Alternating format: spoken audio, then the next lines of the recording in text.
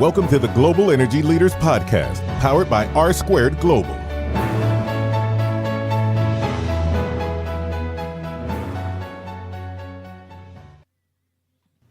Welcome to the Global Energy Leaders Podcast. As always, I'm your host, Ryan Ray. And if you've been listening to the show, you know I've been talking about this head cold that I have as I recorded episodes on June 19th. And today is the last of those episodes. So hopefully next week when I record, no more head cold and I can talk a little bit more. But before we get into the show, a couple things. One, I haven't talked about it much, but I have a podcast called the Texas Oil and Gas Podcast. If you're into oil and gas and you would like to find out more about what's going on in Texas, please check us out. We have on myself and Josh Shelton host it week to week, and then we have on guests like Sergio Chapa from the San Antonio Business Journal, who wrote about us in the article about the Global Energy Leaders Podcast a few months back, and also David Blackman, who's been on this show a couple of times. So Texas Oil and Gas Podcast is where you can find that out. Also, David Blackman and I are getting ready to launch another podcast, oil and gas related, and we'll have information about that soon. Today's episode, we have on Nathan Berg. Okay, so here's a way that you, if you're a producer, if you're a driller, if you're in that business, you might can save some money right now. So be sure to check out their website. We'll link to it in the show notes. Without further ado, Nathan Berg.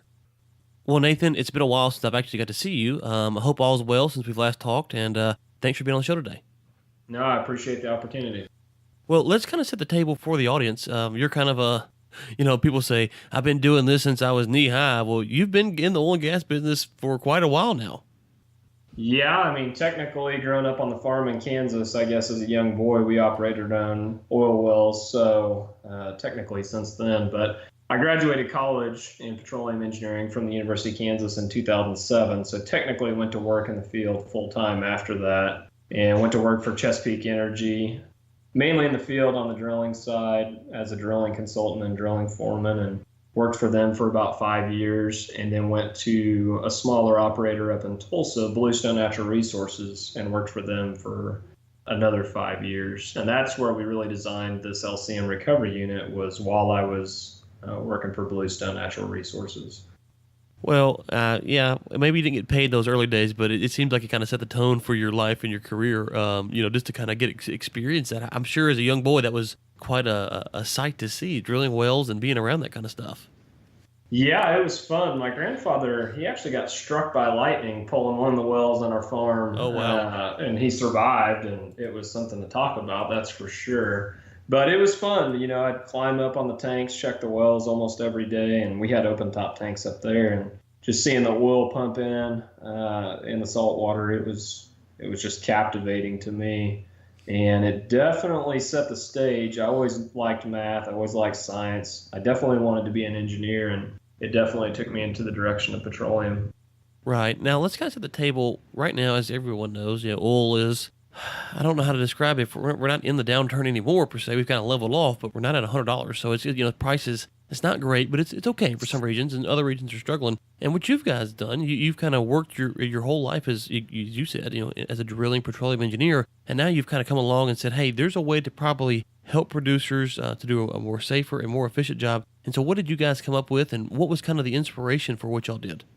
Yeah, so, prices are stagnant right now, but one thing, the country as a whole and really the industry and worldwide has been able to do is find ways around it. And throughout the years, we've kind of evolved in lots of various ways. And this unit, what we developed was something that a challenge we were facing. And the field specifically of East Texas that we were drilling in, losses were severe. Everybody was trying to get away from oil-based mud. At the time we designed this unit, around 2010, 2011 for the prototype, oil-based mud and diesel prices were much higher. Oil-based mud was $150 a barrel plus. And so getting away from that was, at the time, seemingly crucial. Yet everybody's tried alcohol muds, exotic freshwater muds, brine polymers in the area we were drilling, and the clays and the shales, they're just, even with max inhibition, they still heave on you and swell. And so oil-based mud is really the only solution, but you have to bite the bullet and take the losses. So there's systems that have come out to date to recover that lost circulation material, but we needed something simpler, something a little more cost effective. And so as I was driving home from the field, actually, back to Tulsa one day, I called my partner who was setting the rig, and I said, why don't we just come up with this unit and build a huge sluice box, if you will. I don't know if you're familiar with gold panning. Why don't you kind of break down some of these terms for some of our listeners who may not be directly in oil and gas, oil-based mud, what the importance of the mud is, and kind of maybe for a 30,000 foot for, folks who aren't directly involved with oil and gas on a day-to-day basis. Yeah, absolutely. So, you're drilling mud, obviously it touches the formation and it reacts with it. And if you have typically clays in the shales that absorb any of that fluid, they'll react in different ways. And the field that we were in, oil-based mud, we were using what's called an 80-20 system. It's 80% diesel, 20% water. And basically the diesel encapsulates the water. You can use up to 100% diesel, but the specific system that is, I would say, probably the most popular in industry is the 80-20 system, and that's what we were using. So 80% of your mud is diesel, and at that point in time, diesel prices were in the range of $3 a gallon, if not more, even for off-road diesel. And as you can imagine, 42 gallons for a barrel, it really starts to add up. Like I said, the price for our mud was, over $150 a barrel at times. So going to something else seemed like a good idea, but we just couldn't afford to do it. There's cases where you just lose the entire wellbore and you'd have to sidetrack and start all over. And I mean, that's true in many basins across the world. People don't always want to use oil-based. The other downfall of oil-based is the environmental hazards. You have cleanup. If you have a spill on location, obviously the chlorides are over 3,000 parts per million. It has 80% or more diesel in it. As you can imagine, it's not an environmentally friendly solution. However, it is a very good mud system. And so part of what we were just trying to do is say, hey, we've got to use oil-based, but we can't stand the losses. We don't want to lose a bunch of this mud downhole to the formation, so we've got to find a way to stop the losses. And part of that was recovering some of this lost circulation material and using it again.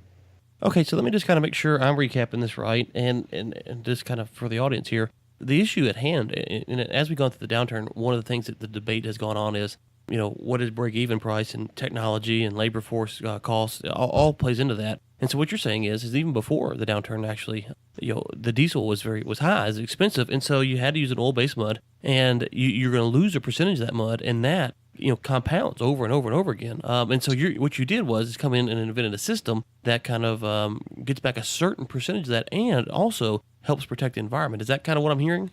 Yeah, it recovers the lost circulation material. I mean, inevitably, you're still using the same oil-based mud, so it doesn't really change that aspect of it. But you're just recovering the material in the mud, the lost circulation material, which has been something that has been attempted before. And there's various systems that have tried to do it. It's just nothing was super efficient and easy at our disposal. And, you made mention, yes, prices were much higher than as far as diesel is concerned in oil-based mud, and that is true. However, I will say just about every field in the world has a break-even cost at some point, whether it's the land price to negotiate, to get the leases, or whatever the case may be. The operations may be high. You have to run so many strings of casing to get there. Every field has its challenges, and it could be offshore, it could be onshore. And so you have a break-even cost. And once you get that break-even cost, sometimes the price you get for oil and gas, we can't control the market. And so you have to adapt, you have to change, and you have to kind of evolve and learn to work around it. And that's what we were trying to do. We had a break-even cost. And we saw, okay, we've got to adapt. We've got to shut these losses off. I mean, there was operators around us in the area that lost tens of thousands of barrels. It sounds crazy, but a few did. And at $150 a barrel, that might be a $5 million mud bill on a 10 to 15,000 foot well. And it doesn't take too many people to realize that's not going to work. You're not going to have a payout. So there's various break-even costs. For us, we needed to get our mud costs down. We needed to get our losses under control, and this LCM Recovery Unit actually enabled us to do that. We'll link to the website smartdrillingsolutions.com, where you have a video that kind of explains it. Why don't you kind of break down what has historically been done and then what your system does differently?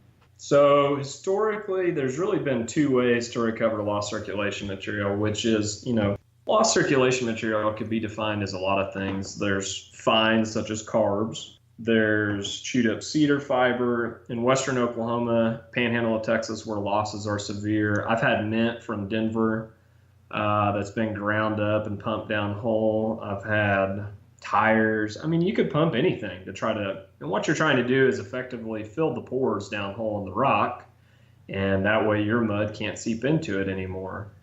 And that way you can get the mud back to surface, reuse it, and also keep the well under control. You can imagine if you're losing all that mud on the backside, you're losing hydrostatic pressure, and the well could blow out, collapse. It could do various different things. It could heave on you. So to date, I would say the two systems that are the most popular, one is a multi-panel deck shaker, and it basically just has different decks of different size screens, starting with coarse and working finer, vice versa. And so you'll have these different layers where cuttings as well as lost circulation material comes out and off the decks at different points in time. So the two downfalls with those systems were, one, you have to run a ton of screens.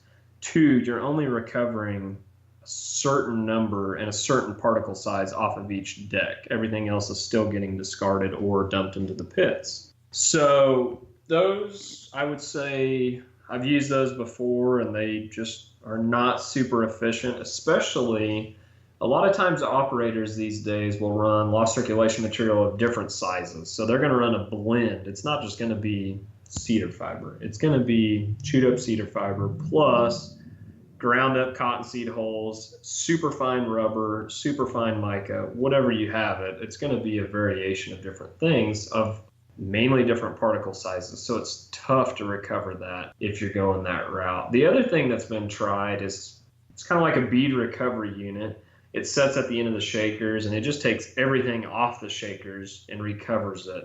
The problem with that is you get a lot of cuttings, and depending on the type of bit you're using, whether it's a PDC, a roller cone, an impregnated bit, the cuttings might mimic your LCM, and so to separate those cuttings from the LCM can be a challenge. And so, like I said, as I was driving home, I was like, what are we going to do to recover it more efficiently but be super simple that we can use in the middle of the well when we need it? One of the things I thought of went back to some gold panning that some friends of mine had done and some different devices. I mean, everybody's pretty familiar with a gold panning sluice box. And what a sluice box does is it just works like a cascade effect. You dump the water into it, obviously with the gold, the rocks, and the cuttings, and the dense rocks and gold, if you're panning for gold, falls out at different compartments and chambers just because of the density difference.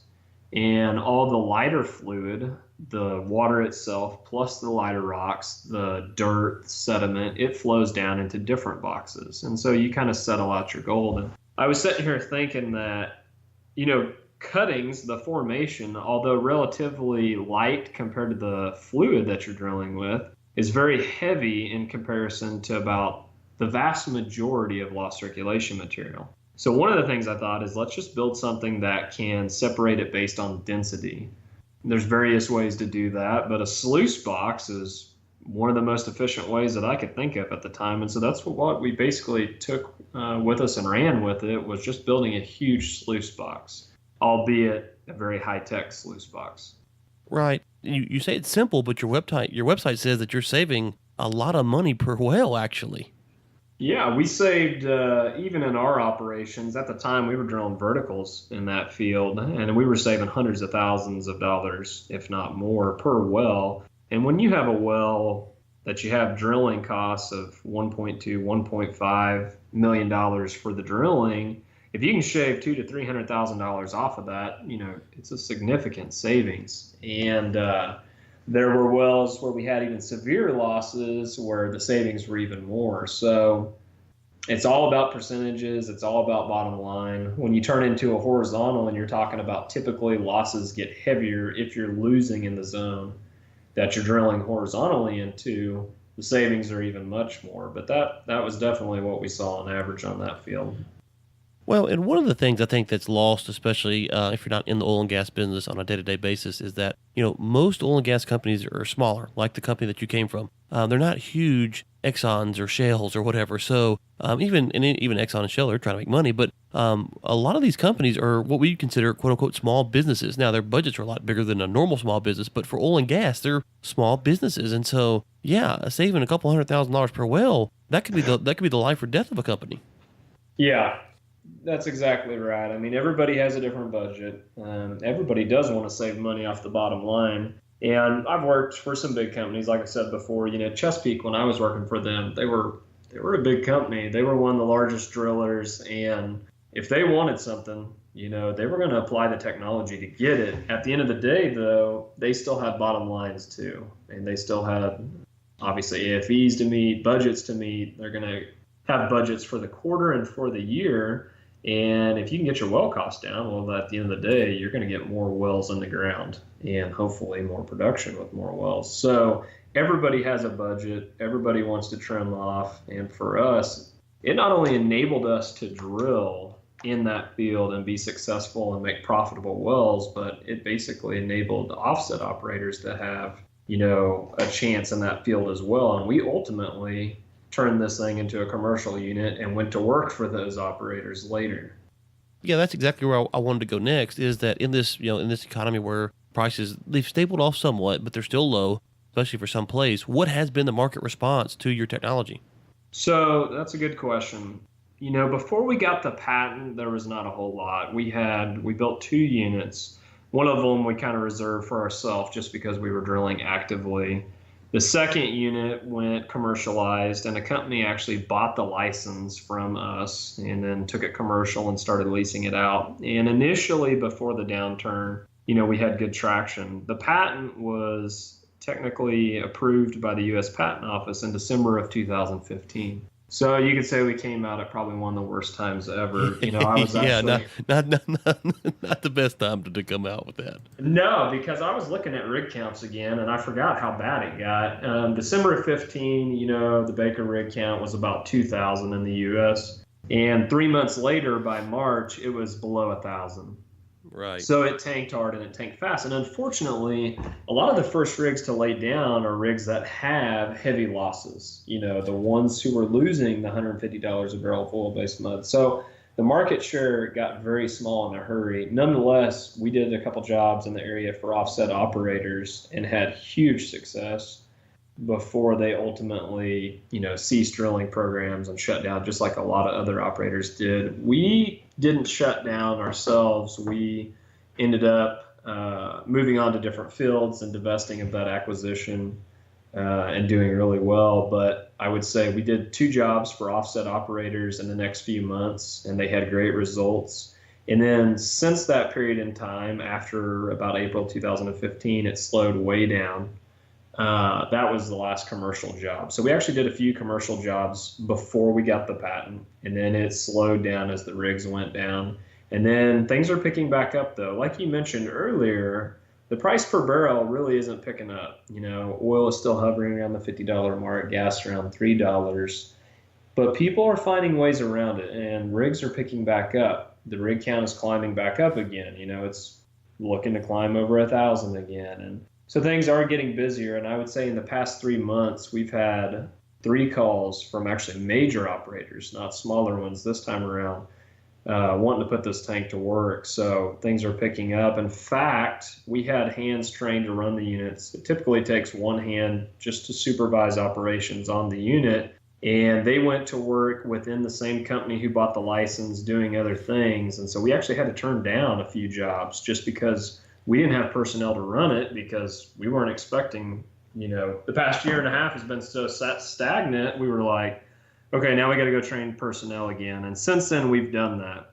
So I'm excited to see what the future holds, because things are picking back up. Tank appears like it's going to be staying busy, and it's exciting to see where it'll go with the market increasing.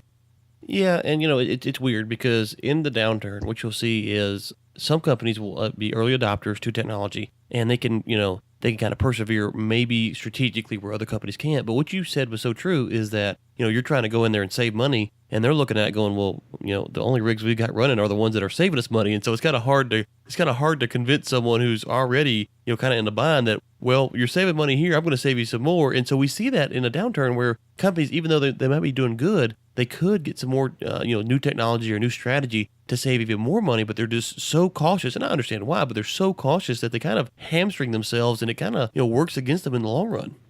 It does. And, we had raised capital to build quite a few of these. Well, I shouldn't say we, the company who bought the license. So the plan was I couldn't build them fast enough at first. We only had 2 units. We had a lapse in drilling. Both units were basically busy. And so we were going to build 10 more. We were going to have 12 units for rental in the U.S. by the end of the year. And then when the downturn came, it's like, okay, well, we're going to stay with 2. We don't need any more than that. And then now that things are picking back up, it's like I've had, just like I said, from major operators, 2 phone calls in the past 3 months, but they don't want one, they want a whole bunch. So like, well, we'll definitely try it for this well. And then if this pilot test works, we want this many units. And that's you'll run into that a lot. The major operators, if they have 10, 20 rigs running in a field, they'll say, okay, I want to try it, but if it works, I want 10 and I want them next month. And well, so hey, hold on, I got to push back there. If you're getting next month kind of notice, that's nice. I usually get like next day, so I'm not gonna feel bad for you for getting next month.